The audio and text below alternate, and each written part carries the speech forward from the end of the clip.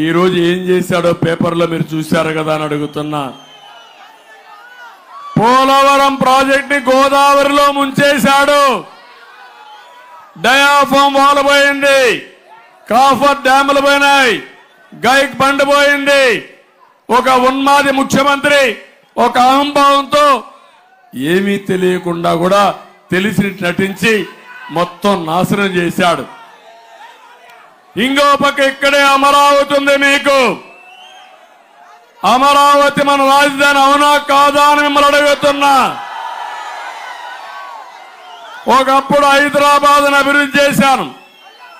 ఆ అనుభవంతో అమరావతి కోసం నేను ఒక పిలిపిస్తే నా మీదుండే నమ్మకంతో 35,000 ఎకరాల భూమి 29,000 మంది రైతులు స్వచ్ఛందంగా వచ్చి ముందుకు వచ్చి ఇచ్చారు. ల్యాండ్ పూలింగ్ లో ఇచ్చారు. ఇది ప్రపంచంలో ఎక్కడా జరగలేదు. అది మన విశ్వసనీయత. దుర్మార్గుడు వచ్చాడు, ముందు చెప్పాడు నేను ఈ రాజధాని ఆమోదిస్తా అన్నాడు. కాదు, 3 రాజధానులని 3 ముక్కలు ఆటాడి కడాన అసలు రాజధాని లేకుండా 10 సంవత్సరాలైనా మీ ఇల్లు ఏదంటే, మీ అడ్రస్ ఏదంటే ఆంధ్రప్రదేశ్ చెప్పుకోలేకుండా పోయామంటే మొండె ఉంది, తల మాత్రం లేదు. ఆ తల తీసేసిన దుర్మార్గుడు జగన్మోహన్ రెడ్డి గెలిపిస్తారా అని మిమ్మల్ని అడుగుతున్నా. అలాంటి వాళ్ళకు ఓట్లేస్తామా అని మిమ్మల్ని అడుగుతున్నా. అదే గాని రాజధాని వచ్చుంటే ఈ పిల్లలు చదువుకోవాలంటే హైదరాబాద్ చెన్నై అవసరంలా. దానికంటే ఇంకా బ్రహ్మాండమైన యూనివర్సిటీలన్నీ ఇక్కడే అమరావతిలో వచ్చేది. ఉదయం పోయి చదువుకొని సాయంత్రానికి మీ ఇంటికి వచ్చేవాళ్ళని కూడా తెలియజేస్తున్నా. ఇంకో పక్క మీ పిల్లలు ఇక్కడే ఉద్యోగాలు చేసే అవకాశం వచ్చేది. ఎవరైనా పనులు కావాలంటే ఇక్కడే పోయి పనులు చేసుకునే అవకాశం వచ్చేది. మన యొక్క బాధ ఏంటంటే పాసి పనులు చేసుకోవాలన్నా, మట్టి పనులు చేసుకోవాలన్నా, ఆటో తోలాలన్నా హైదరాబాద్కి వెళ్ళాలి, బెంగళూరుకి వెళ్ళాలి, చెన్నైకి వెళ్ళాలి. ఇదేమి దౌర్భాగ్యం అని మిమ్మల్ని అడుగుతున్నా.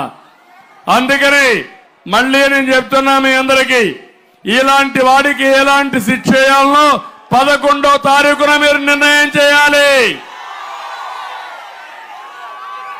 ఈ ముఖ్యమంత్రి ఎంత మోసకారంటే నా ఎస్సీలు అంటాడు. ఒక విచిత్రమైన వ్యక్తిత్వం ఇది. పాముంది, తాను పెట్టిన గుడ్లదే మింగేస్తున్నావునా కాదా? తన పిల్లలు అదే మింగేస్తున్నావునా కాదా? ఈయన కూడా ఎవరైతే ఓటేశారో వాళ్ళ మీద కాటేస్తాడు. అదే బాధుడే బాధుడు. అవునా కాదా ఆలోచించండి. ఎవరైతే ఈ ముఖ్యమంత్రిని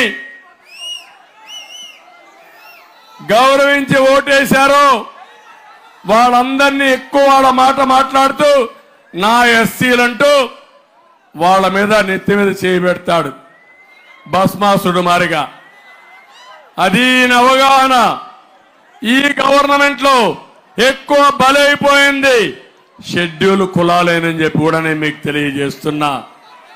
మీరు ఒకసారి చూడండి ఎంతమందిని అవమానించాడు, ఎన్ని విధాల ఇబ్బంది పెట్టాడు. నా ఎస్సీలని 25,000 రూపాయలు సప్లాన్ లేకుండా చేసిన దుర్మార్గుడితనం. పక్కన చీరాల మాస్క్ పెట్టుకోలేదని విక్రమ్ అనే దళితుడిని కొట్టి చంపేసిన దుర్మార్గుడి ముఖ్యమంత్రి. ఇంకో పక్క మీరు ఒకసారి చూస్తే ఈ ముఖ్యమంత్రి దళితుల్ని ఎంత మోసం చేశాడంటే మాస్క్ అడిగిన పాపానికి సుధాకర్ రావుని పిచ్చివాణ్ణి చేసి చంపేసిన ముఖ్యమంత్రి. దళిత డ్రైవర్ సుబ్రహ్మణ్యం వీళ్ళ ఎమ్మెల్సీ చంపి డోర్ డెలివరీ చేసి అతన్ని పక్కన పెట్టుకొని ఊరేగే ముఖ్యమంత్రి. నా దళితులు అనడానికి అర్హత ఉందా తమ్ముళ్ళు అని అడుగుతున్నా మిమ్మల్ని. ఇది న్యాయమా అని మిమ్మల్ని అడుగుతున్నా. దళితులకి 27 ప్రత్యేకమైన కార్యక్రమాలు ఇస్తే రద్దు చేసిన వ్యక్తి